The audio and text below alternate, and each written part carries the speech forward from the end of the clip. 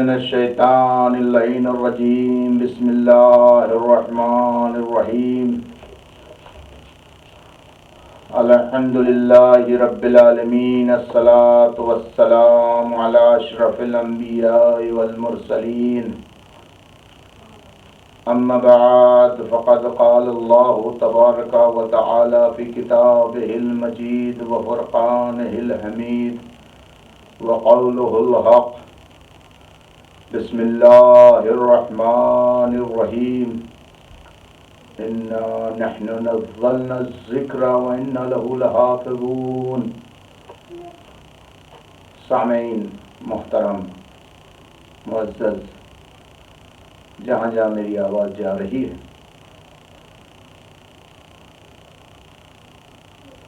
ایک پیغام آپ سب کو دینا چاہتا ہوں کہ آج اور اس سے قبل قرآن مجید جو اللہ کی معجز نما کتاب ہے، جس کی آیتیں محکم ہیں، جس قرآن مجید کا ایک ظاہر 70 باطن ہے، آج جو قرآن انسانوں کے لیے ہدایت نما کتاب ہے، آج اس ہدایت نما کتاب پہ دنیا میں آوازیں اٹھ رہی ہیں۔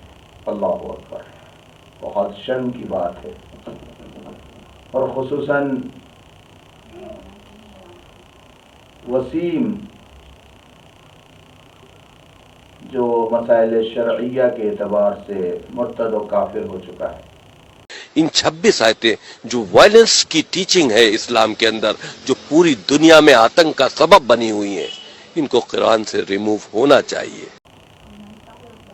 یہ عرضی داخل کی ہے سپریم کورٹ میں کہ اسے قرآن سے نکال دیا جائے۔ اللہ، جبکہ قرآن مجید کا دعویٰ ہے، اس سے قبل بھی آوازیں اٹھی ہیں، اٹھانے والے مٹ گئے، برباد ہو گئے۔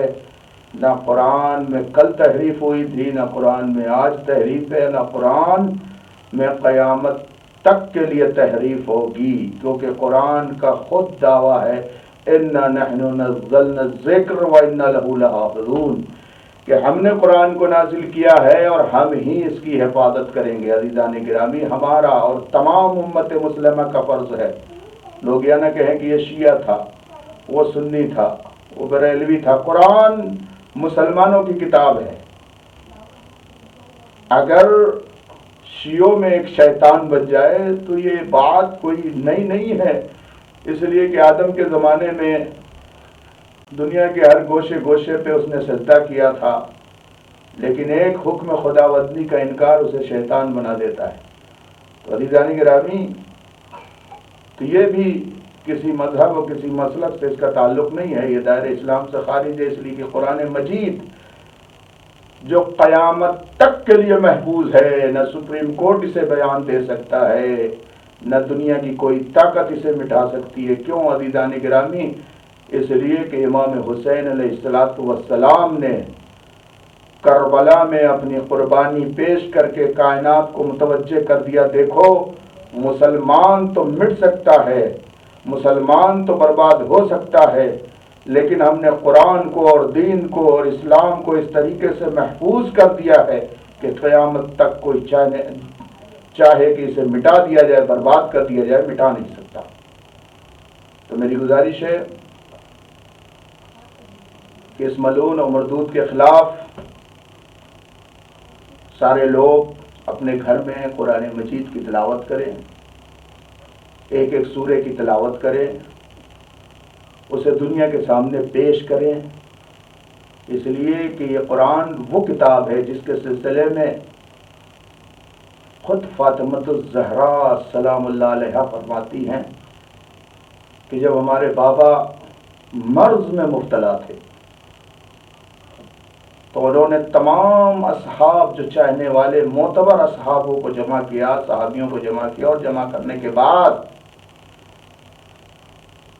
میں نے اپنی کانوں سے سنا کہ بابا فرماتے ہیں کہ دیکھو میں تمہارے درمیان دو گراں قدر چیزیں چھوڑے جا رہا ہوں، ایک قرآن ہے اور دوسرے اہل بیت اور میری اطرت ہے۔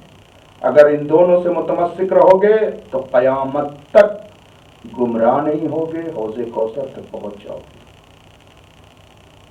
اور اس کے بعد بیوی فاطمہ فرماتی ہیں کہ کائنات کے امیر سرکار نجف علی بن ابی طالب علیہ السلام بھی موجود تھے۔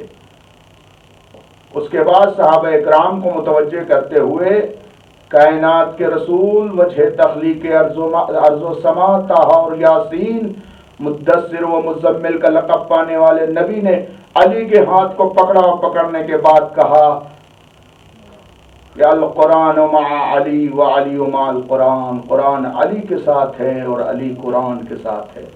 اللہم عذر الحق حیث ما دار علی بلاغ، اے اللہ حق کو ادھر موڑ دینا ہے جدھر جدھر علی مڑے۔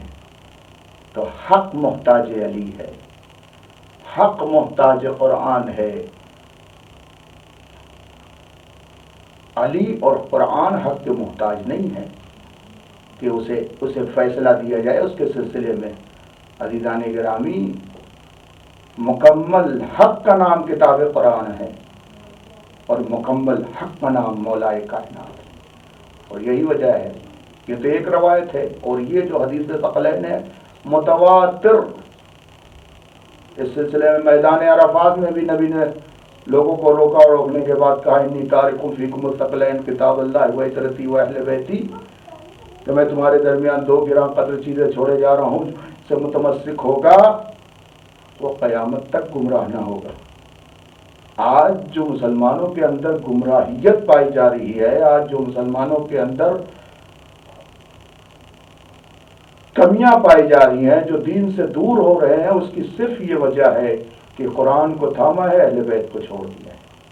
اگر قرآن و اہل بیت کو متواتر کئی مرتبہ تاریخ میں اور ہمارے علماء اہل سنت کی کتابوں میں بھی لکھا ہے کہ متواتر نبی کریم میدان عرفات میں مرض الموت کے وقت یعنی ہر مقام پہ یہ ارشاد فرما رہے ہیں کہ دونوں سے متمسک رہو تو کبھی گمراہ نہ ہو۔ تو وسیم رضوی جو مولا علی کا واسطہ دیتے ہیں، مولا علی کا واسطہ دینا یہ زبانی دعویٰ ہو سکتا ہے، حقیقت میں ان کے اندر ولایت علی ہے ہی نہیں۔ عزیزان گرامی، کیوں؟ اگر ولایت علی ہوتی، ان کے اندر علی کی محبت ہوتی، تو کبھی بھی قرآن کی ایک حرف، ایک زبر، ایک زیر، ایک لفظ، ایک حرف کے بارے میں کبھی بھی زبان نہ کھولتے۔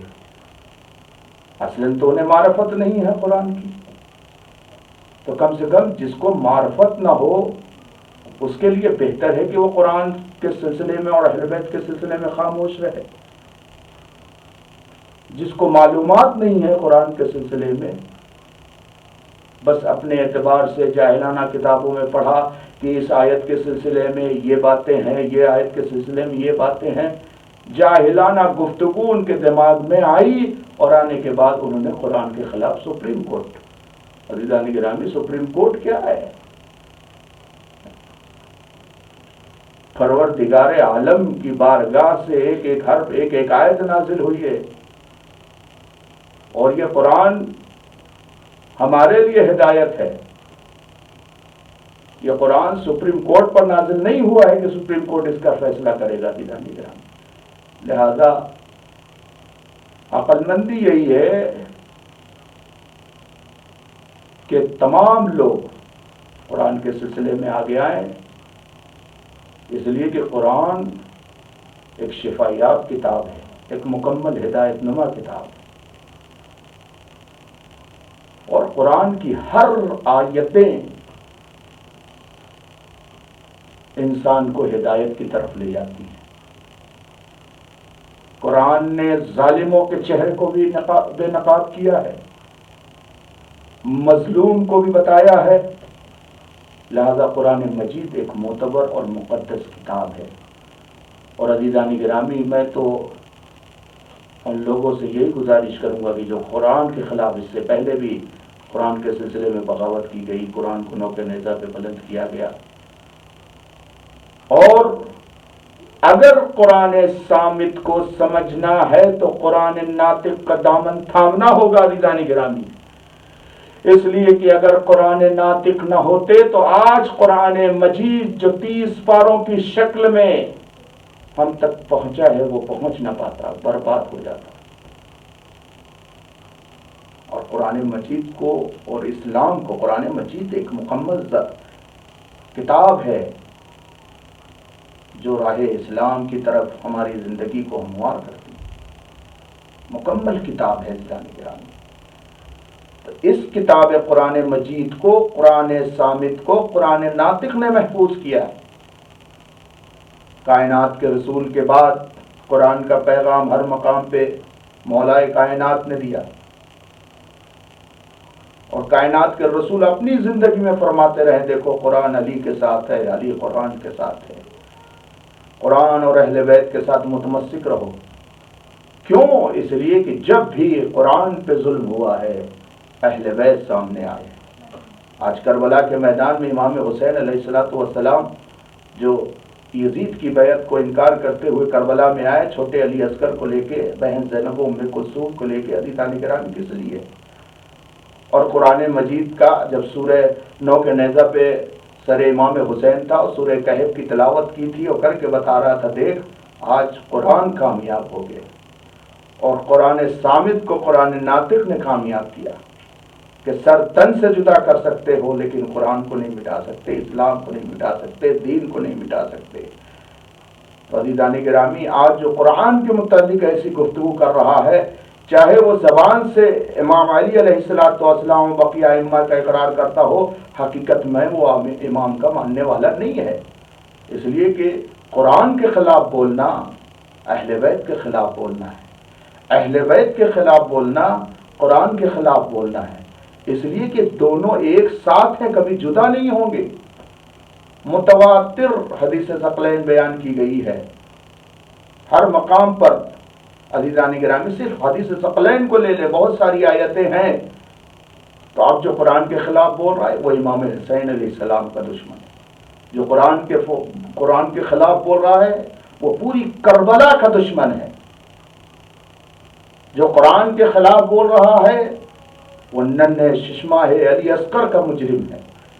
اس لیے کہ ننھے سے علی اصغر نے حرملہ کے 3 بھال کے تیروں کے نشانے کو برداشت کیا، اس لیے کہ دین بچ جائے اور قرآن بچ جائے، محفوظ بچ جائے۔ اب اسے نہ کسی طریقے سے مسلمان کہا جا سکتا ہے اور نہ ہی انسان کہا جا سکتا ہے۔ قرآن انسانوں کے لیے مکمل ہدایت ہے۔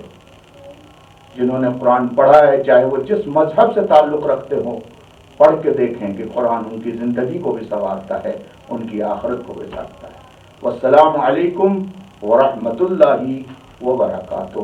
آخر میں دعا گو ہیں ہم کہ پروردگار عالم ہمیں دین رسول پر چلنے کی توفیق عنایت فرما، ہمارے گناہان کبیرہ و صغیرہ کو معاف فرما، اور جہاں جہاں بھی دنیا میں ظلم ہو رہا ہے انسانیت کے اوپر، اس انسانیت کو کے ظلم کو پروردگار عالم جلد سے جلد ختم کرتے، اور ہمارا وارث جو وارث قرآن بھی ہے، جو وارث دین بھی ہے، پرد غیبت میں ہم کے ظہور میں تاجل فرما۔